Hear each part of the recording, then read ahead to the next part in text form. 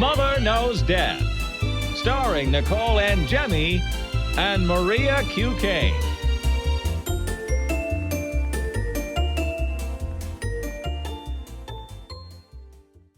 Hi, everyone. Welcome to Mother Knows Death. On today's episode, we're going to have some great stuff for you today. We're going to talk about this new video that has the Long Island serial killer and an encounter with a woman with him unknowingly on the subway.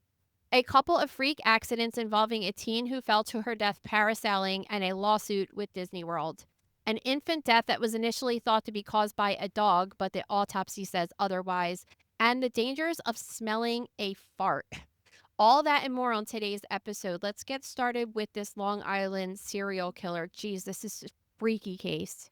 Yeah, 2 summers ago, this girl was riding a train when this older man sat down across from her, despite the train being completely empty. Don't you hate when people do that? But listen, this is the funny part of the story because I'm like, everybody does that. I wouldn't even think. I mean, it is definitely creepy, but I'm just like, there is a weird phenomenon no matter if you're at the movie theater or if you're in a parking lot. I remember when I worked at the hospital, I would specifically go to break at an earlier time than the normal lunchtime. So I had the room empty to myself, and it never failed that someone would come sit at the table right next to me when the whole room was empty.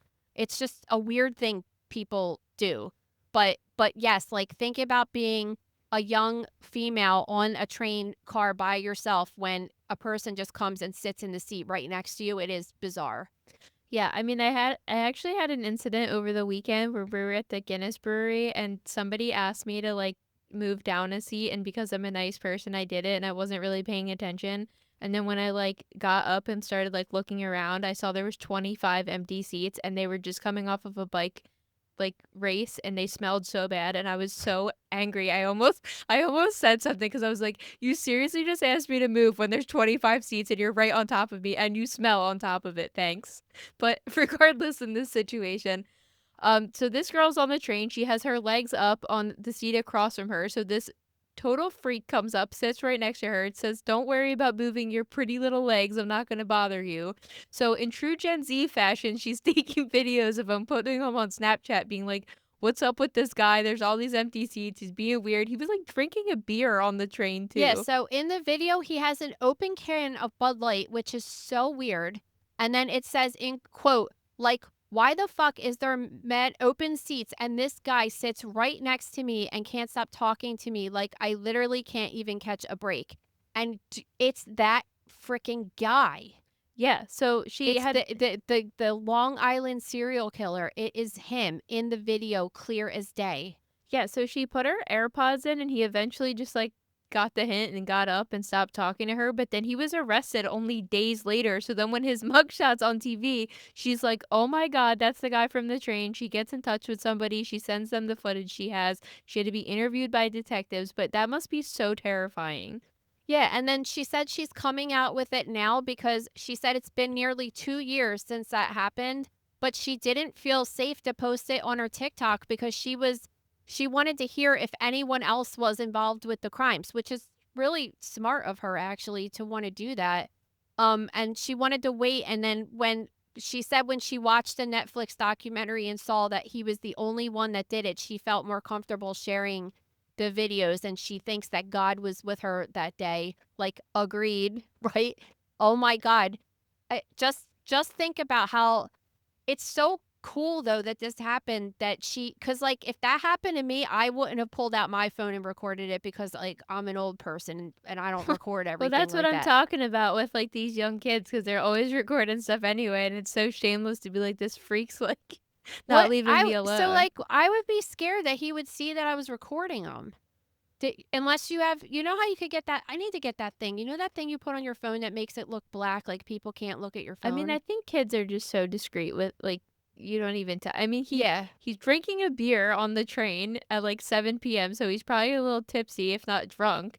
And he's just, like, gross anyway, so I doubt he even noticed. He was probably too busy paying attention. She has, like, good instinct, though, to be like, let me just document this and then not, you know, keep it a secret for all this time and everything. It's so crazy. No, it really is. And like obviously after she saw that, she was like, probably, thank God nothing happened to me. And then I love on the TikTok comments, people are like, "We sit next to killers every day and we don't go posting videos about it." It's like, No, Yeah, but no, you don't know they're sit the next to, and you killer. don't sit next to this dude. Shut up. All right. I hate people on the internet, really. All Yeah. right.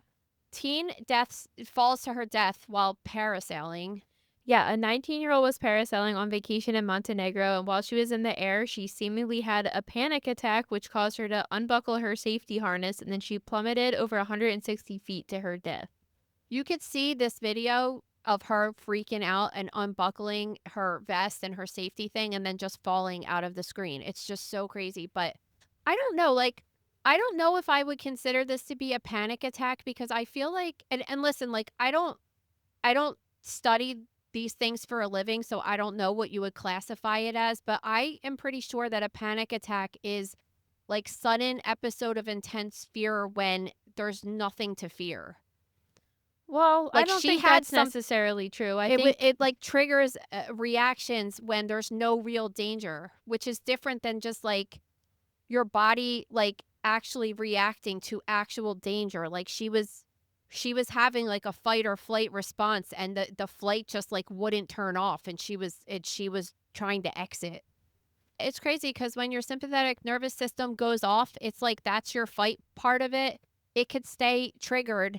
And afterwards, if it's still triggered and your body isn't calming yourself down, it can release cortisone and it just keeps you in this like heightened state of like fear and panic. And and that's what was happening. I'm just not sure it's the same mechanism as a panic attack. Like it might be, I'm just not sure. But regardless, like she clearly panicked. You saw her freaking out, geeking out, and like pulling the thing off of her. And it's just crazy how your mind can react like that when you're in that altered state of not thinking straight and you're just trying to you think you're trying to save your life and you're just not thinking like if I get out of this thing I'm going to plummet to my death, which is exactly what happened to her. well, I think it's really scary because what if you were having a situation up there? How are you supposed to communicate with the people on the ground? So, Well, this is the risk you take. It's the same thing like think about going on a roller coaster and going all the way to the top and your thing isn't buckled right and you're screaming. Like that's what people do. They scream and they're freaking out. Like it's like a risk you take going on a ride.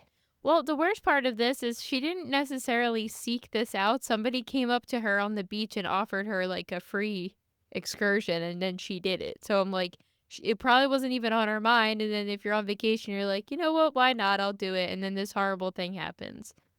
Yeah, I would probably freak out the same way. Like I told you, like if I'm on the second floor of the mall and I look down, I'm like, wow, that's high. Like Yeah, I just I don't like the feeling of not having control of my body like that. You know, I've been able to dissociate enough on airplanes, but like for the most I part, told you, like this almost happened to me when we were at Anakista in Gatlinburg, like being on that freaking ski lift.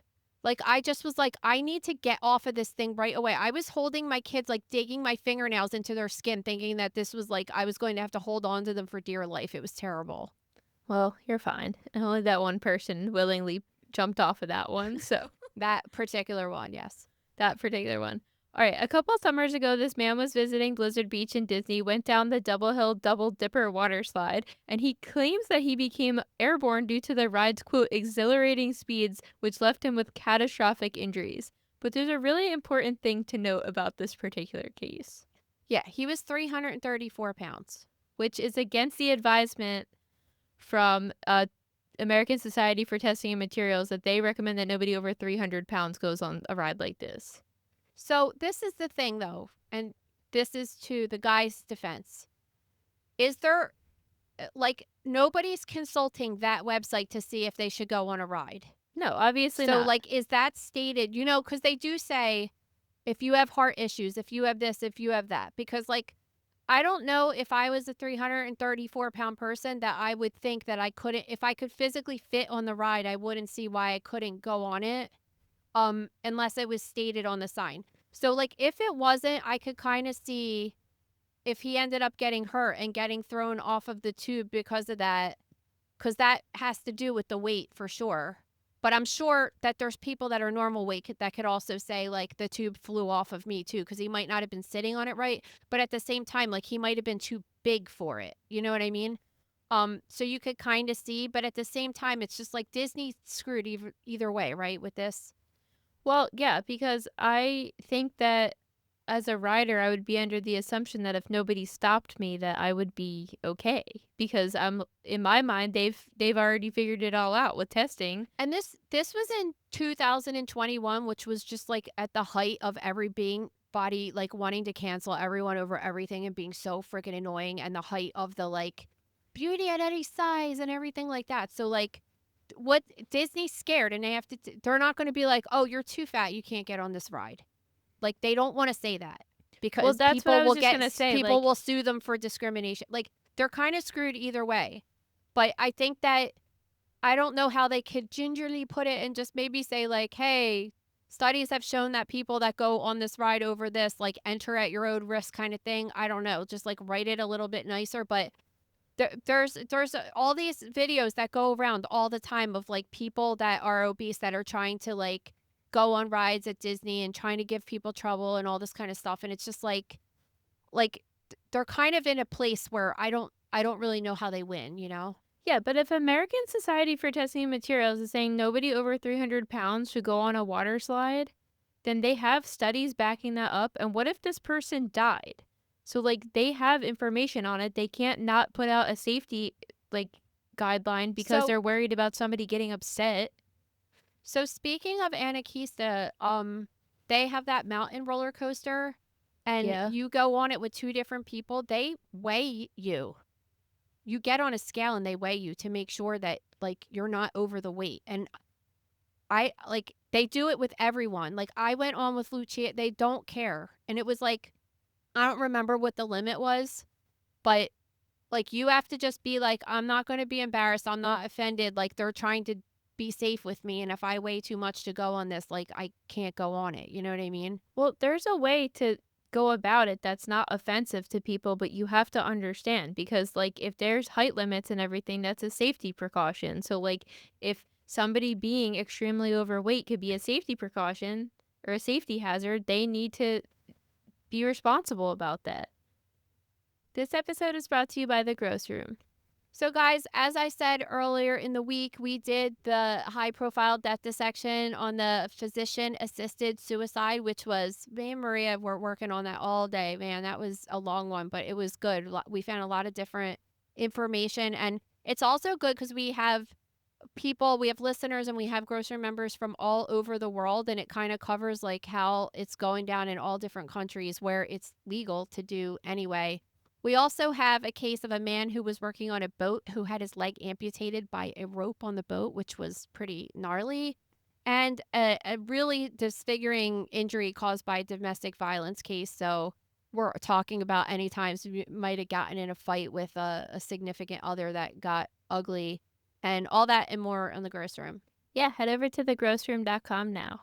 All right, so last week I saw a story about a dog eating a baby, and like I didn't even put it on our list because that happens every single week that dogs are killing kids and stuff. So it's just like, okay. So I did read it though, and I saw it, and then I thought it was really interesting because I read it and it was kind of disturbing that the mom said she woke up and this baby was in between her and her husband, and the dog was like eating the baby. And I was like, God, that's disturbing. And now it comes out that the autopsy showed that that's not even what happened. So the Emmy has determined that basically the baby was dead before the dog even attacked it. So, like, that's not what happened in this case. And now I'm reading on the New York Post that the family's saying that the baby died from SIDS. Yeah, and the family's saying that, and the medical examiner's not saying that. And they But- put the pit bull down, which is like, so if the dog ended up not really killing the baby, then why did the dog have to die? I don't know if you saw this quote from the stepdad of the kid, but it was, quote, "Our baby died of SIDS from sudden infant death syndrome. She also had medical issues. She had a heart murmur. The dog did eat her face. It was put down." Like, okay. I'm gonna say something a little controversial right now. I don't even think SIDS is real. Well, I why? don't. Do you want me to? I have good reasoning to back this up. All right, so get into Because- it. So SIDS is short for sudden infant death syndrome, and there's nothing that you really see at autopsy that's just like, oh, this kid had a pulmonary embolism, this kid had shaken baby syndrome. No, there's nothing like there's no gross findings that you see at autopsy that determine that a baby dies of SIDS. So it's a diagnosis of exclusion, meaning you do the autopsy and you can't find anything else wrong with the baby, and the baby seems perfectly healthy and doesn't have any pathology that would have killed it, so you call it SIDS. It's just not a thing. It's like when you think about the statistics of SIDS, it is for very specific people. It occurs more likely in people who live in low socioeconomic situations, people who are cigarette smokers, moms who have babies who are young.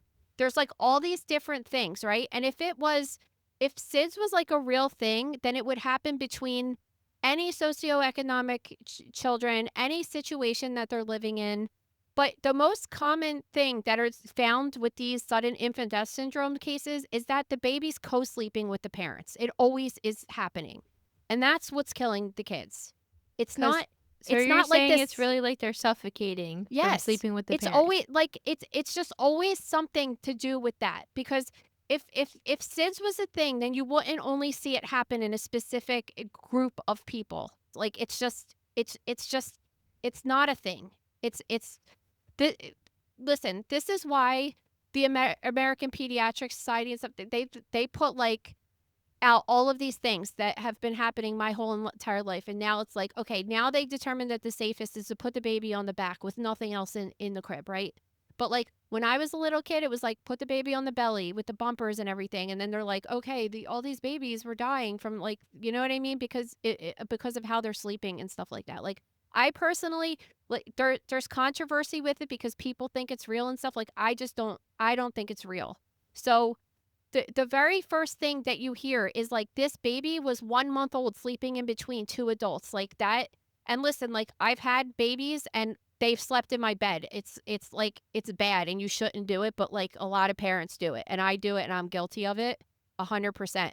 But like that's what causes it. And I've known that since I've had, well, not you, because I didn't know anything when I had you, but when I had the two little ones, it was like, you always know that that's a risk. And especially like if people are drinking and this and that, like, and they're in these really deep sleeps and they don't really realize it. So one possibility that happens, so they send this baby to get the autopsy done, which is, just think about this from a medical examiner's perspective of getting a 1 month old baby in this little tiny body bag and opening it up and seeing the kid's face is mauled from a dog. But then you're looking at the wounds further and you're like, wait a second, I don't see any hemorrhage. In fact, it doesn't look like this baby's heart was beating when these injuries occurred. So one possible thing is that this dog, because when you think about this, when you look at the picture of the dog in the article, it's a puppy. It's not a, Yeah, it's a it's not, 6-week-old dog. it's not like a full grown big dog you would think of.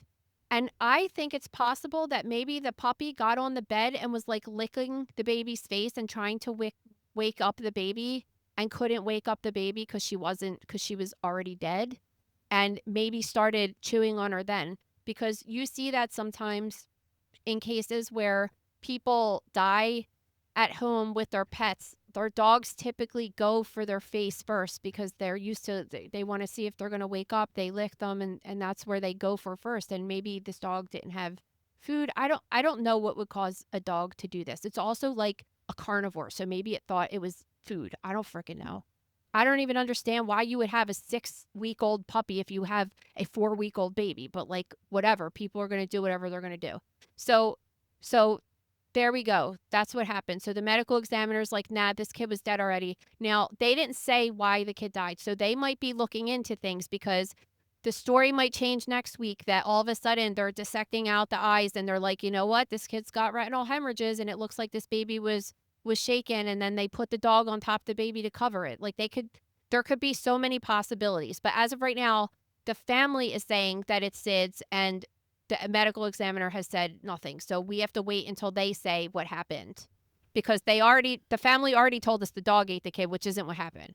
So like you have to take that with a grain of salt. But SIDS, I don't think so. I mean, is it possible, let's say the kid did die from suffocation, is it possible that they didn't know that beforehand and then just saw the dog on top? So there could be nothing that's what I'm saying. The dog, here. No, there could be nothing nefarious at all. That's what I'm saying. The dog could have been licking the baby and trying to wake the baby up.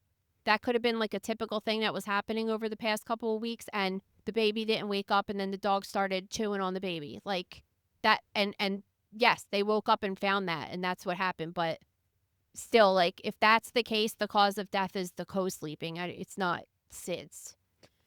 All right, so our last story is about this woman who's claiming that she had a sinus infection for 7 years, and it all stems from when her ex farted in her face. All right, so this is actually kind of a cool story because I'll get into that later, but it's cool from a scientific perspective. That's what I should say. So she had surgery on her ankle because I don't even know why she had the ankle surgery, but she was in a hotel room with him, and they had 2 queen-size beds, and apparently she said she was snuggled under the covers with him, and they were both naked, which is important, and he kind of like Dutch ovened her. He like, you guys know what that is, right? It's like when you have the blanket all taut around your body and then someone farts and just like it gets trapped within this like little tent that you've created on the bed, right? So she was having chronic sinusitis for all of these years and couldn't figure it out until finally she got sinus surgery done. So sinusitis is when there's an inflammation of the sinuses. And when they do the surgery, they go up there and they kind of scrape it out a little bit. And they were able to send some of it to microbiology. And when they sent it, it grew a bacteria called E. coli, which is not ever supposed to be up inside your nose because that's a poop bacteria. So like, how did it get up there, right? There's no other way it could get up there. I guess it could get up there in theory from like if you pick your nose and you have it on your hand too, it could get up there. But like, there's no E. coli's not just like sitting on your face and accidentally gets up there. So that's definitely not a common bacteria to cause this sinusitis. So then it got me thinking, well, okay, so in theory, you're saying that this guy farted and somehow poop bacteria got up her nose from smelling it, which is a stretch, right?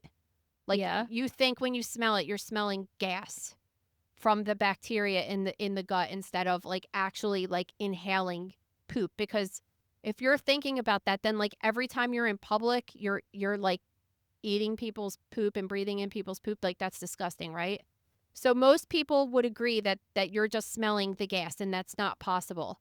But I found this really cool study, which is going to kind of abut that. And I love this, okay? So the British Medical Journal, back in 2001, some nurse decided to do an article called Hot Air, ? And a nurse wondered whether farts in the operating room were contaminating the sterile field. So he asked a colleague to directly fart into 2 petri dishes that were 5 centimeters or 2 inches away. One of the farts was with he had his pants on, and the other one was that he had a naked butt. The one with the naked butt grew bacteria that was present inside of poop, and it was 2 inches away. So in theory, like, there's some kind of aerosol happening that is causing it to go onto a person if they're that close to your nose. This is so disgusting. It really is. But like, how often do you have, it's just rare because it's like, how often do you have a naked butt and a fart that close to your face? I mean, I would hope not a lot, but you don't know what some people's kinks are. So, and this isn't be like careful. the most accurate like scientific study, but like it worked. Like, where else did it come from? He farted and it got there was some like little aerosol droplets with poop on it. So, well, she also said it was the worst fart she ever smelled in her yeah, entire it was probably life. like a shart. Like, it probably like was a wet one, so that's probably what happened. But it's kind of cool that it like it's cool from a scientific perspective that they were able to figure that out and that it actually is possible.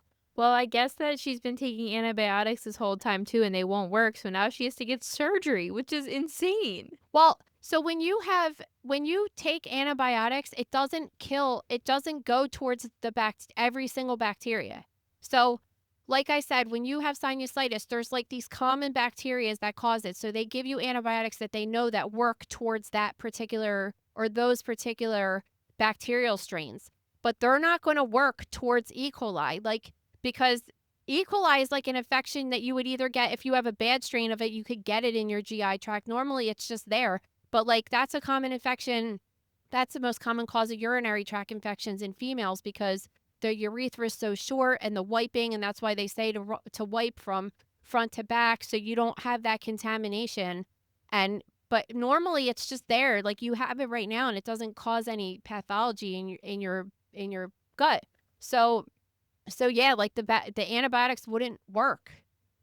So, and that's what clues the doctor in, like, okay, because you could get fungal sinusitis, you could get it from different things, and that's what makes them check, like, okay, we got to see what this is, because if it was one of the common bacteria, it would clear it out. Well, on that note, if you guys have a review for us, please leave it on Apple or Spotify, or head over to our YouTube and subscribe. If you have a story, please send it to stories@motherknowsdeath.com. And don't forget to buy your tickets for the Atlanta meet and greet on July 11th. Sweet. See you tomorrow, guys. Thank you for listening to Mother Knows Death. As a reminder, my training is as a pathologist assistant. I have a master's level education and specialize in anatomy and pathology education. I am not a doctor, and I have not diagnosed or treated anyone, dead or alive, without the assistance of a licensed medical doctor. This show, my website, and social media accounts are designed to educate and inform people based on my experience working in pathology so they can make healthier decisions regarding their life and well-being. Always remember that science is changing every day, and the opinions expressed in this episode are based on my knowledge of those subjects at the time of publication. If you are having a medical problem, have a medical question, or are having a medical emergency, please contact your physician or visit an urgent care center, emergency room, or hospital. Please rate, review, and subscribe to Mother Knows Death on Apple, Spotify, YouTube, or anywhere you get podcasts. Thanks.